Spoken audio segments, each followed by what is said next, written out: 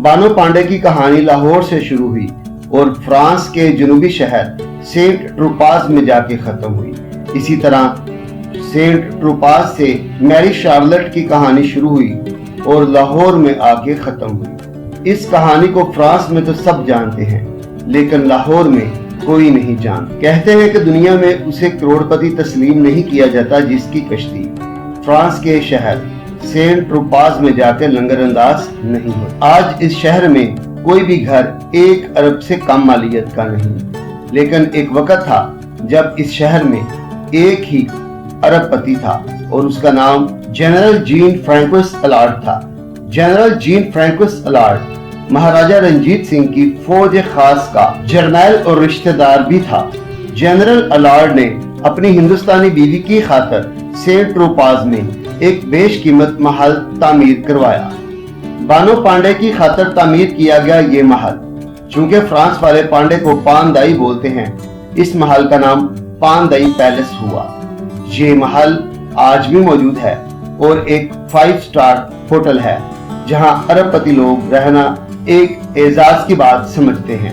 इस महल की दीवारों पे आज भी वो पेंटिंग्स मौजूद हैं जो जनरल अलार्ड के अनारकली लाहौर वाले घर की हैं। जनरल अलार्ड की पैदाइश 1785 में सेंट ट्रोपाज में हुई और वफात 1839 में पेशावर में हुई। 1803 में जब उनकी उम्र 18 बरस हुई तो वो नेपोलियन की फौज में शामिल हो गए।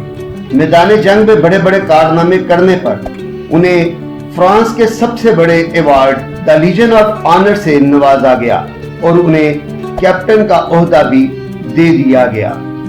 और यूं वो नेपोलियन बोनापार्ट के मंजूर नजर बन गए। 1815 में जब वाटरलू की जंग में नेपोलियन को शिकस्त हुई तो उन्हें कैद कर लिया गया।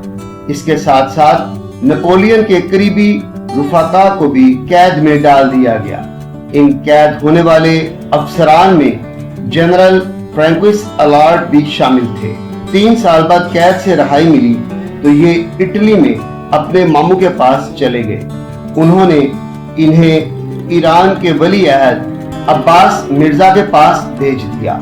ये हलब में आके अब्बास मिर्जा को मिले और अपनी फौजी खिदमात पेश कर दी। अब्बास मिर्जा ने इन्हें कर्नल का ओहदा पेश किया, लेकिन चूंकि ये इंग्लैंड के खिलाफ जंगें लड़ते रहे थे और अब्बास मिर्जा पे इंग्लैंड का दबाव बहुत ज्यादा था, इसलिए इन्हें किसी खिदमत पे तायनात ना किया गया और इन्होंने भी इसी बात में आफियत समझी कि वहां से निकला जाए। ये सीधा काबुल पहुंचे तो वहां नेपोलियन बोनापार्ट का एक और काबल अफसर विंचोरा मौजूद था। काबुल में एंग्लो अफगान वार की वजह से खतरा इनके सरों पर मंडला रहा था, तो इसलिए इन दोनों ने लाहौर जाकर अपनी किस्मत आजमाने का फैसला किया। ये दर्रे खैबर से होते हुए पंजाब में दाखिल हो गए और खामोशी से अपना सफर तय करते हुए शाहदरा आए और अंधेरे में रावी को क्रॉस करते हुए लाहौर में दाखिल हो गए।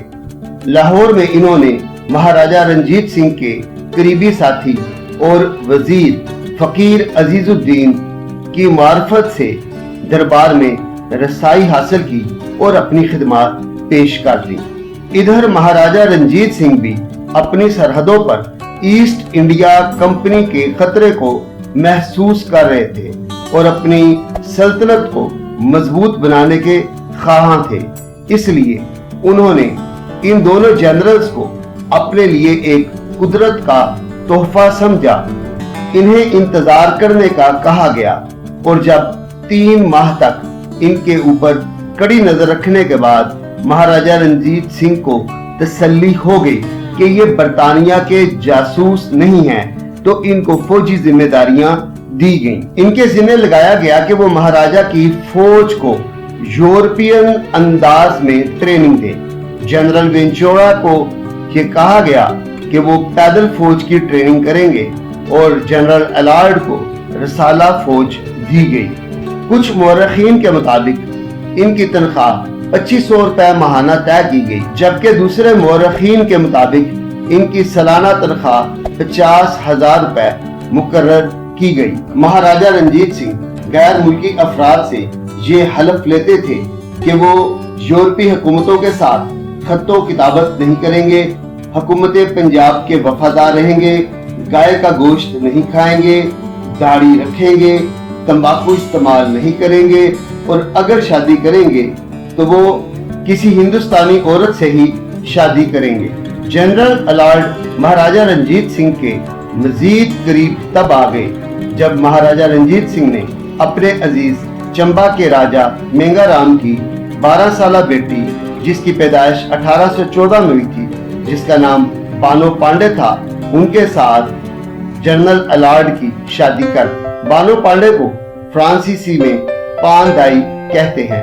अगले 8 साल में उनके यहाँ 7 बच्चों की पैदाइश हुई। अलार्ड को बानो पांडे के तौर अतवार और मशरकी सकाफत इतनी अच्छी लगी कि वो इनके दिलदादा हो गए और चूंकि वो अपने क़याम ईरान और अफगानिस्तान में क़याम के दौरान फारसी तो पहले ही सीख चुके थे, उन्होंने अपनी बीवी की तारीफ में फारसी नज़्में तक लिख डाली।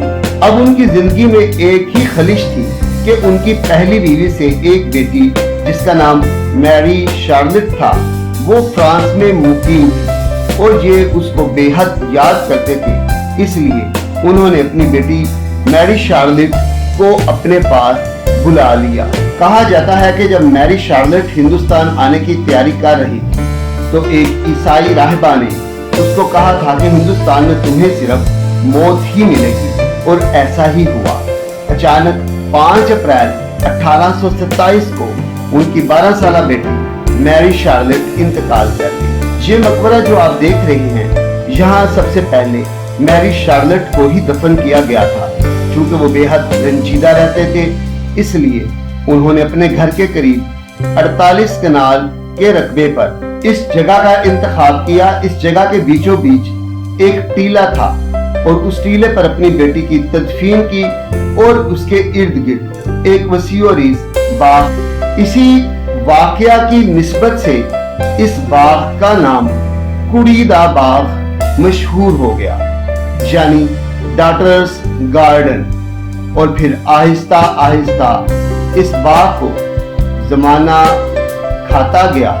जूं जूं आबादी बढ़ती गई, इसके इर्द गिर्द अमारात तामीर होती गई और आज सिर्फ ये एक छोटा सा अहाता मौजूद है। जहां कहानी का पहला हिस्सा मुकम्मल हुआ कि किस तरह एक फ्रांसीसी लड़की लाहौर पहुंची और अनारकली में दफन हुई। इस कहानी का दूसरा हिस्सा ये है कि किस तरह बानो पांडे अलमारू बानो पांदाई लाहौर से फ्रांस के शहर सेंट ट्रूपास पहुंची और वहां दफन हुई। जनरल अलार्ड अपनी बेटी की अचानक मौत से रंजीदा रहने लगे थे और उनको ये महसूस होने लगा था कि अगर उनकी हिंदुस्तान में मौत हो गई तो हिंदुस्तान की रसूमात के मुताबिक उनके साथ साथ उनकी बीवी को भी सती कर दिया जाएगा।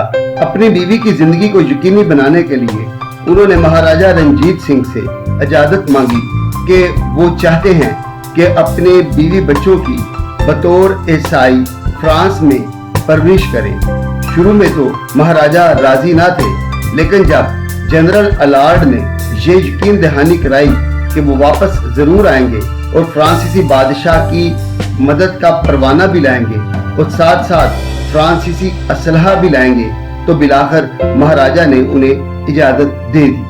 फ्रांस में इनका इस्तकबाल शाही मेहमान के तौर पे किया गया। इन्होंने अपनी शादी की रसूमात ईसाई मजहब के मुताबिक अदा की और अपनी बीवी के लिए पानदाई के लिए आलीशान महल बनाया, जो कि अब 5 स्टार होटल है। दिसंबर 1835 में अपने वादे के मुताबिक ये फ्रांस से वापस आ गए। 1838 में इनको पिशावर जनरल अतिबल की मदद के लिए भेजा गया, जहां 23 जनवरी 1839 को ये दिल का दौरा पड़ने से जाँ बहक हो गए। इनकी लाश को पूरे एजाज के साथ पिशावर से रवाना किया गया। पिशावर से लाहौर तक तमाम फौजी छावनियों में इन्हें गार्ड ऑफ ऑनर पेश किया गया। जब इनकी लाश लाहौर पहुंची तो शाहदरा से अनारकली तक तमाम रास्तों में फौजी खड़े थे।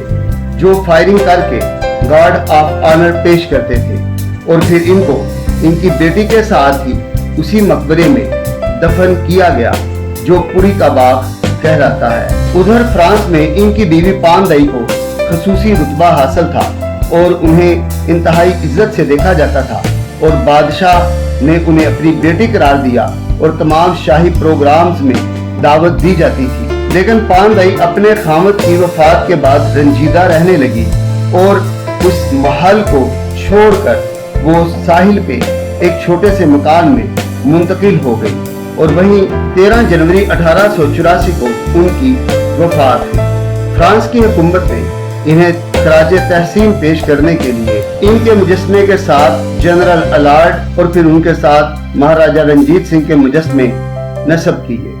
आज भी पानदई पैलेस में वो पेंटिंग मौजूद है जिसमें जनरल अलार्ड अपनी फैमिली के साथ नजर आते हैं। सेंट ट्रूपास में आज जनरल अलार्ड की 5वीं नस्ल अपनी जिंदगी गुजार रही है।